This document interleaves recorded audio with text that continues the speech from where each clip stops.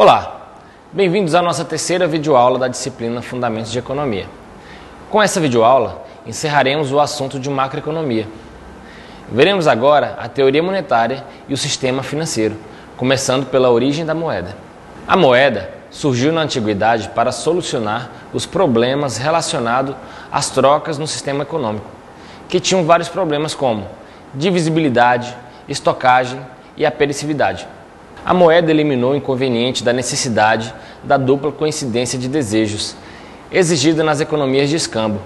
Alguém que tinha carne em excesso, por exemplo, e queria arroz, deveria encontrar alguém que tinha arroz em excesso e precisava de carne. Agora era só converter tudo em moeda e sair comprando o que queria. Inicialmente, as moedas eram talhadas em metais preciosos. Com isso surgiram dois problemas: o custo de transporte e o risco de assalto.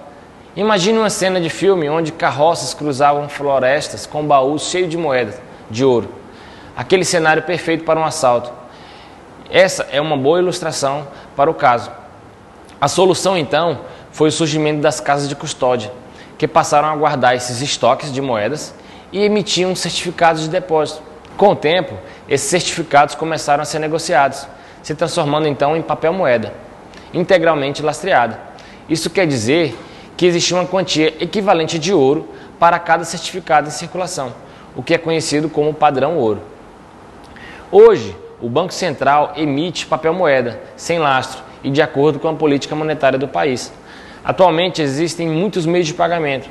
Surgiram cheques, os cartões de crédito, de débito. Com a internet vieram as transferências, pagamento por aproximação de celular, DOTs, pontos de cartão de crédito e uma série de outros tipos de pagamento. As principais funções da moeda são intermediação de troca, unidade de conta e reserva de valor. A intermediação de troca é a principal função da moeda. A unidade de conta serve para calcular quanto vale os bens e serviços e para comparar com o valor de outras mercadorias, enquanto a reserva de valor ela serve de instrumento de poupança. Porque as pessoas e empresas demandam e retêm moeda. A demanda de moeda ela é feita para transações, ou seja, para cobrir contas fixas mensais, por exemplo, água e energia. A demanda de moeda por precaução, que é para o caso de urgências, e a demanda de moeda para especulação, que é aquele agente que retém moeda esperando uma oportunidade de juros melhores para poder investir esse dinheiro. Segundo alguns autores, apenas a demanda de moeda para especulação é influenciada pela taxa de juros.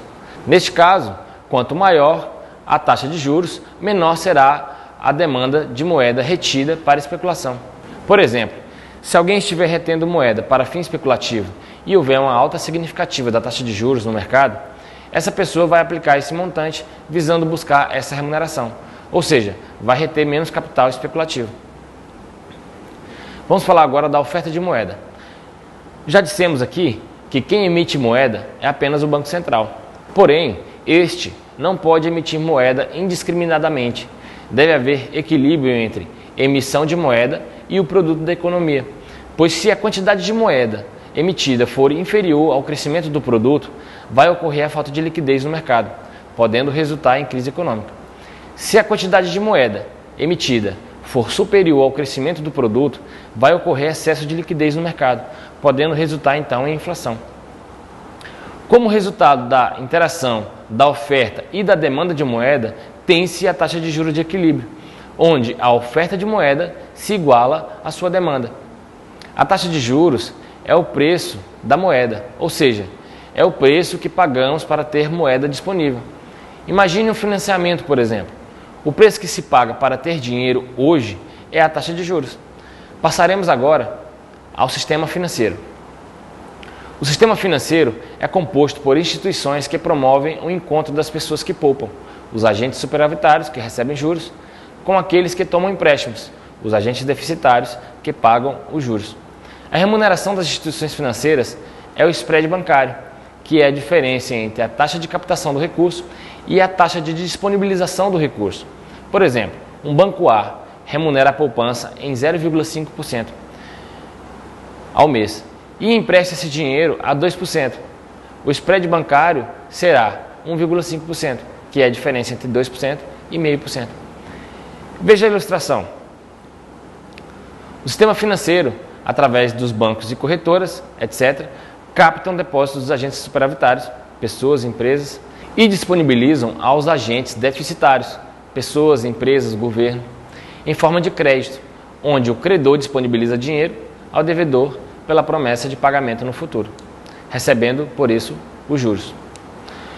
O sistema econômico ele é influenciado pela quantidade de crédito disponível, pois o aumento de crédito leva ao aumento da atividade econômica, porém, em excesso, pode provocar inflação. Até aqui, vimos que a moeda, em suas diversas formas e dentro de cada período, foi e é fundamental para o funcionamento do sistema econômico. Da forma como vimos hoje, é impossível imaginar um sistema funcionando somente à base de trocas, como na antiguidade. O governo de cada país define, através das autoridades monetárias, a oferta de moeda. Já a demanda de moeda é influenciada pela taxa de juros e pela renda das pessoas. No mercado monetário, a oferta e demanda de moeda se encontram e é definida a taxa de equilíbrio. Vamos falar agora da inflação, que é o foco de tantas notícias na TV. Pois bem, a inflação é o processo onde ocorre um aumento persistente e generalizado dos preços dos bens e serviços, sendo a taxa de inflação a variação percentual no nível geral dos preços, medido geralmente ao longo de um mês. A inflação pode ser provocada por vários fatores. Um deles é a emissão de moeda em excesso, que provoca perda de seu valor, podendo gerar um processo inflacionário. Outro é o excesso de crédito.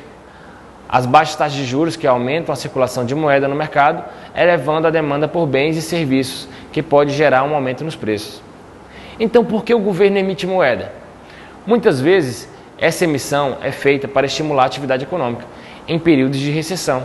A emissão de moeda só causa inflação se a oferta de moeda crescer mais depressa que a procura. Quais são as consequências, então, da inflação?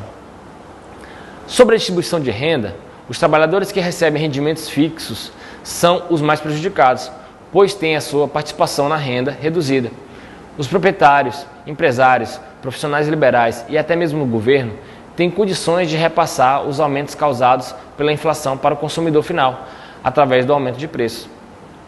Sobre a balança comercial, a inflação, então, estimula as importações e desestimula as exportações, tornando a balança comercial desfavorável. Sobre as expectativas, a incerteza dos empresários a respeito das taxas de lucro futuras faz com que diminua os investimentos, reduzindo a capacidade produtiva do sistema econômico. E sobre a arrecadação do governo, quanto maior a inflação, menor a arrecadação real do governo, devido ao espaço de tempo entre o fato gerador e o recolhimento.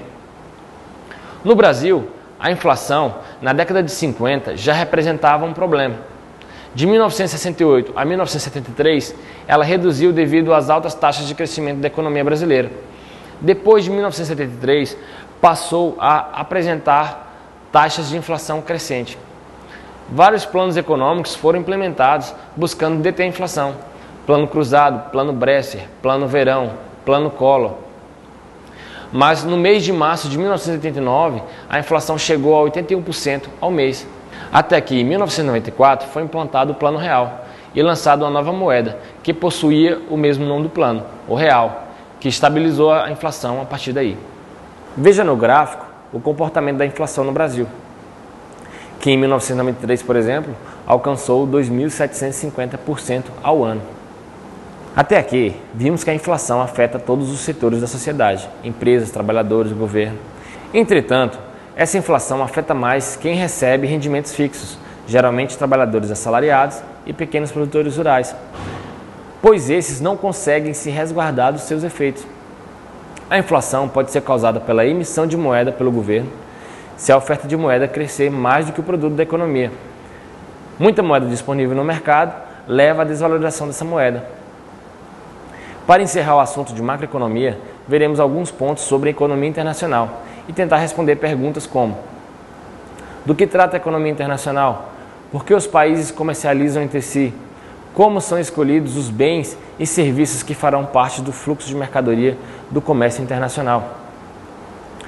A economia internacional ela estuda as relações comerciais entre as nações, e essas relações são chamadas de comércio internacional. Os economistas clássicos, eles fornecem a explicação teórica básica para o comércio internacional através da teoria das vantagens comparativas. Veja como exemplo a seguinte ilustração. O Brasil, utilizando todos os seus recursos, conseguiria produzir ou 2 milhões de toneladas de soja ou 100 mil unidades de televisores. Já o Japão conseguiria ou 200 mil toneladas de soja ou 400 mil televisores. Com base na teoria das vantagens comparativas, cada país deve se especializar na produção daquela mercadoria em que é relativamente mais eficiente. Seguindo o exemplo, o Brasil deveria se especializar na produção de soja e o Japão na produção de televisores e negociar entre si o excedente. Esses países podem apresentar vantagens comparativas devido aos recursos produtivos que o país possui, às condições climáticas, aos recursos naturais, à tecnologia ou à cultura do país. E o registro contábil de todas as transações realizadas entre os residentes do país com os residentes dos demais países num determinado período de tempo é denominado de balanço de pagamentos. Um balanço de pagamentos ele tem a seguinte estrutura: a balança comercial, que registra as importações e as exportações; a balança de serviço, que registra pagamentos e recebimentos de frete, seguros, juros e royalties; as transferências unilaterais, que registram as transações sem contrapartida; a balança de transações correntes, que registra as transações realizadas com bens e serviços; e a balança de capitais, que registra as transações que envolvem saída e entrada de divisas, mas não significa o recebimento e envio de mercadorias ou serviços. O saldo do balanço de pagamentos é o resultado final depois de compensada todas essas contas. Não se pode falar de economia internacional sem se falar de taxa de câmbio. A taxa de câmbio é o preço das moedas estrangeiras em relação à moeda nacional, ou seja, é a medida de conversão da moeda nacional em moeda de outros países. A taxa de câmbio pode ser fixa, quando as autoridades econômicas, o governo, definem ou fixam as taxas de câmbio, ou flutuantes, quando a taxa de câmbio depende do funcionamento do mercado, flutuando automaticamente em decorrência das pressões de oferta e demanda por divisa estrangeira. Algumas normas e autores dividem ainda mais a classificação dos regimes cambiais, incluindo algumas classificações intermediárias, por exemplo, flutuações sujas, flutuações limitadas, freely falling, flutuações administradas, etc. Uma taxa elevada de câmbio significa que o preço da divisa estrangeira está alto ou que a moeda nacional está desvalorizada. Ter a moeda nacional desvalorizada pode ser bom pelo lado da exportação, dado que os produtos internos ficam mais baratos aos olhos do resto do mundo. Porém, ao mesmo tempo, é ruim para importações, principalmente para o caso de empresas que precisam investir em máquinas e equipamentos disponíveis no exterior. Até aqui, vimos que a economia internacional analisa as relações econômicas do país com o resto do mundo. Não é possível pensar no mundo em que vivemos hoje sem comércio internacional. O balanço de pagamentos é a forma de controlar as entradas e saídas de divisas de um país, ou seja, o fluxo financeiro entre os países. As taxas de câmbio influenciam o comércio internacional. Muitas vezes, alguns produtos de alguns países perdem competitividade internacional por se tornarem mais caros devido ao câmbio desfavorável.